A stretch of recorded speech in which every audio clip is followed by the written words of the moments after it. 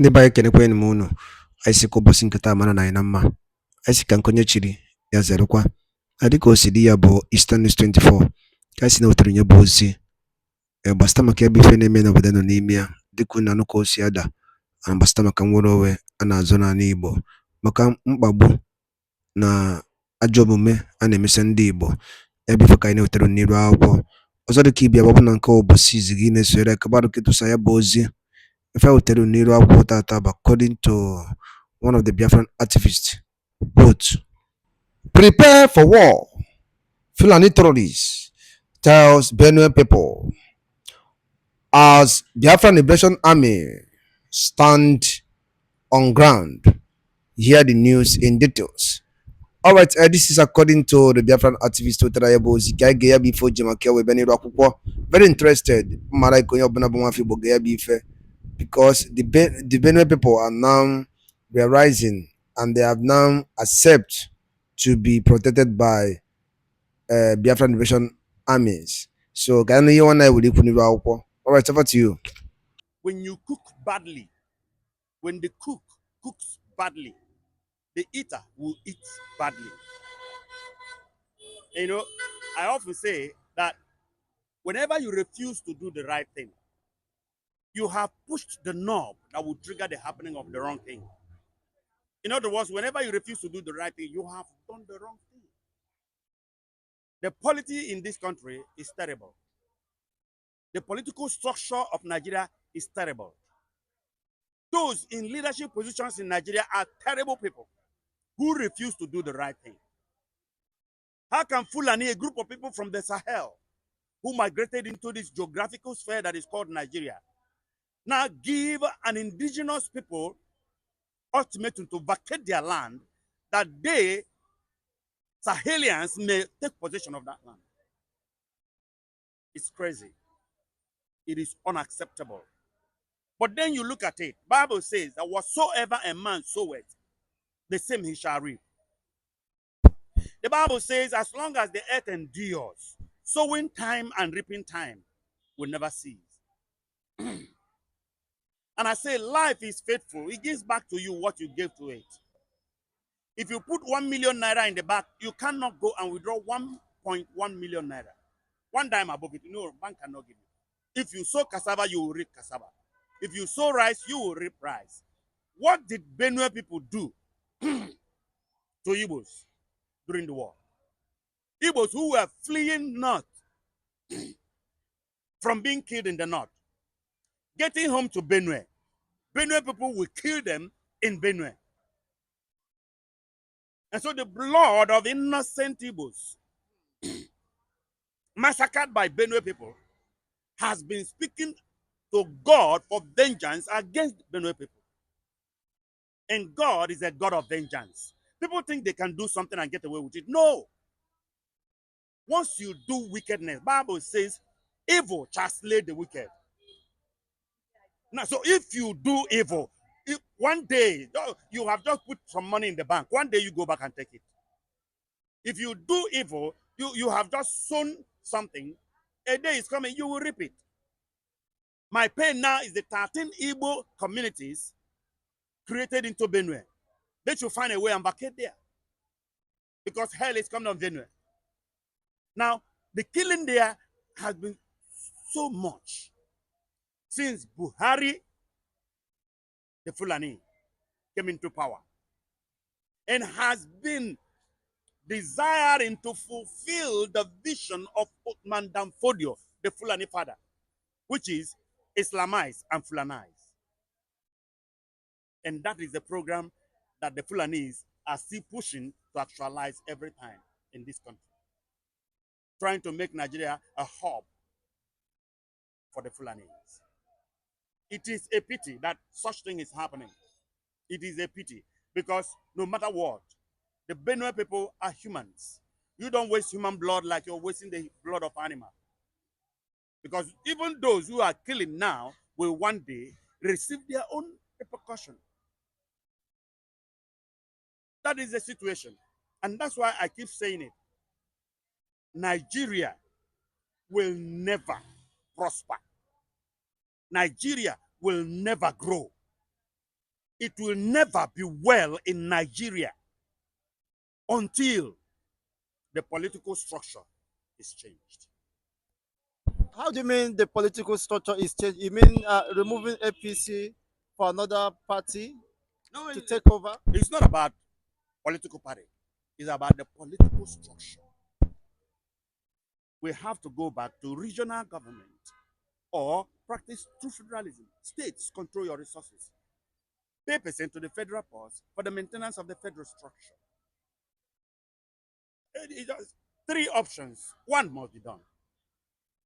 Through federalism, where states control their resources and pay percent to the federal purse for the maintenance of the federal structure, or we go back to regional government where regions were controlling their life and what they have, and they were just contributing to the center, or we go back to who we were before Britain came here and amalgamated us in 1914. East was independent, South was West was independent, and North was independent. We break the nation. I have three republics: Republic of Biafra, Republic of Oduduwa, and Republic of Arewa. This is the solution, because the way Nigeria is constituted, it is a no man's land. It is a no man's business. The Yoruba man gets there, it is not his business. The Hausa man gets there, it is not his business. The Easterner, who owns the resources, the oil, is cut off from power totally. And so the oil, since it doesn't belong to the West, West can mess it up. Since it doesn't belong to the North, North can mess it up. And they sit on power with the help of Britain. So that is the problem. The political structure is the problem. And this problem will continue unabatedly. Because you cannot do wrong and reap right. You cannot do something wrongly and get the right result. No, it doesn't ever happen. Okay, the political structure is one of the nightmare. That is the major nightmare. That is the major problem. That is the problem that creates other problems. Now, is there any political will on the part of those within the corridor of power to set things right? They don't. No such will. No, which means all hope is lost. The way Nigeria is porous, politically and security-wise. Nigeria is very porous. They made it so. Britain made it so that they may be able to access our wealth and take our wealth. They are living on our wealth. Britain has always had this philosophy: divide and rule. They divide you if you are part of their colony, and then they take what you have. They wanted to do that to USA. USA said no. You have to send them away, and that's why USA is USA today. And that's why the world can go to USA and see it as a comfortable habitat. So Nigeria, the way it is absolutely porous. It belongs to nobody. If they can write to the Benue people to prepare for war, haven't infiltrated the southwest, the southeast, the south, and every other part of Nigeria, don't you think they might also be preparing to unleash mayhem, to take over those ancestral homes of the Jews or the Biafrans?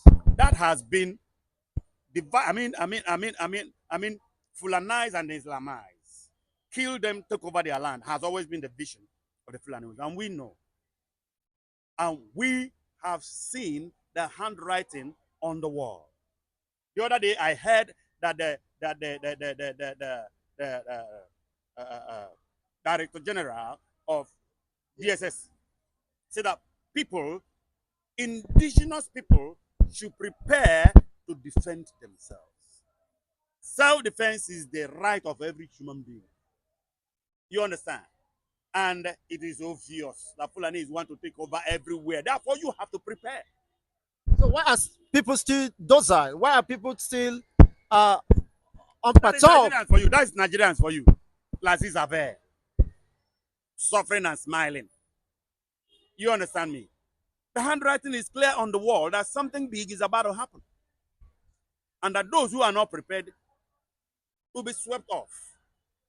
I pity any community in the East among Igbos that are not prepared.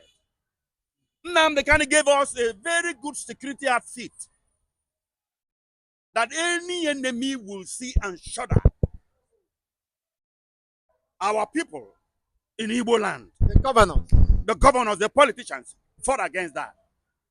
And are coming out with all manner of security, whatever. which has failed and failed to protect the people. Those things are bound to fail because they are not original. They don't have a strong taproot. There is no security outfit in the history of Igbo land that can be as strong as the Bakassi boys and as ESN. No. You understand? So, as it stands, only a fool among the Igbos will not know that Igbos are targets. Only a fool amongst us will not know that. We have been here all this while, and we know, and we have seen it happen over and again. We have been the target. And thank God for our Jewish heritage, which is keeping us, which is the covenant that we have, that Elohim Israel had with his people. We cannot be annihilated. But we keep losing people. They keep killing us in every part of this nation. Now, look at the Yorubas. Amotekun is improving every day. The Yoruba governors have rallied around the Amotekun idea and are even making them more sophisticated. But despite that, there have been series of attacks within the Southwest. Yeah, there will be attack. The enemy will always attack. Communities overrun. The enemy will always attack. But that is also the political thing. The political will. Because politicians that we have are not leaders. They are career politicians. And so in every situation, they think about their political career. They protect their political career first. And that gives the enemy the opportunity to strike.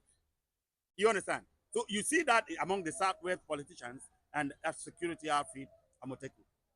But what's hit is the East, is Igbo. You understand? And so Igbos should understand that the enemy is at the door. That the enemy is at the door. Every family, every man in Igbo land, every community, that every village that is not prepared will be swept off. Mark my word. Because the enemy that we are fighting is very strong. The enemy that we are fighting are dead men. How do we get here that Fulani, a minority, people who migrated, they are not indigenous. They are not indigenous people. Now coming to conquer the entire indigenous ethnic nationalities, and they are keeping quiet. Oh well, that is Nigeria for you. That is Nigeria for you. And there is a cause working against us with that name, Nigeria. Because when Flora Shaw coined that name, Nigeria, what she had in mind was nigger area. And the word nigger means backward, darkness, stupid, idiotic, retrogressive, evil. And then she and her husband and the British, colonial masters then sat over it and no, you can't call them nigger area. You baptize it Niger area, Nigeria. And so there is a cause in that name, and that name must be changed. That's one of the things we must do here. If we can't, people should just forget about this country. One day we all will burn. Because any other war that will happen here, which is obvious, will happen. Because there is proliferation of arms as we speak. A movement of people. Arms are being proliferated. People are just one arrested the Boko Haram member said when he was asked of how they got guns. He said in the north, it is easier to buy a gun than to buy a loaf of bread. So there is serious proliferation of arms. And now that the Director General of DSS has made it obviously open, he says so because he's a Yoruba man. If it was an Hausa man, he won't say it. Maybe he has some classical information that the security personnel has been overwhelmed. Anybody there know what is happening? They know the truth. Do we have security? Do you know how many soldiers have been killed since 2015 or more or before that? We don't have soldiers anymore. A lot have died. Policemen have died. Force men have died. So the security system is very weak. You give them money to buy arms and they divert the money. And our force men are using outdated arms. And these people are using modern electric arms. And you think you can stand with them. Nigeria is porous as far as security is concerned. We don't have security here. We are not safe. The government in Nigeria has collapsed, has failed. It has got to be you and your enemy. You have got to prepare. You have got to defend yourself. It has got to be you and your enemy, you and your God helping you. Because this nation has failed. Look at it from everywhere. Cancer has eaten up Nigeria. Spiritual cancer, financial, political cancer has eaten up this country. So, everyone has got to prepare. Go home and prepare. As you're walking on the street, you're not safe. As long as the Fulani is here, you are not safe. The Fulani can do anything. They can kill anybody. Killing human being is nothing to them. And would the educated Fulanis tell me they don't know? They know. All these uneducated people that kill people, and they know. Because all of them believe in the vision of Osman Danfodio. Fulanize and Islamize. Wipe them out and take their land and habit there. All those hunters you see that were going, the ones that they killed in Edo State. For goodness sake, you say you are hunters and you barging on a community. Don't they have hunters, your partners over there? Don't you know you are supposed to write them and tell them you're coming? Do you know their bushes more than them? Is it not the indigenous people that know their bushes where animals are? And so you write them that you're coming. And if you come, you team up and they take you to where animals are. And you do your hunting and you give them their beat and you go. But you barging on people armed and you say you're hunters. Hunting human beings or what? That is the question people have not answered. The land of the people. Find a way and kill the people. Settle down there. After a time, they become indigenous. Was that not what they did in the north? And have overpowered indigenous Hausa people. So there is danger in the land. Absolute danger.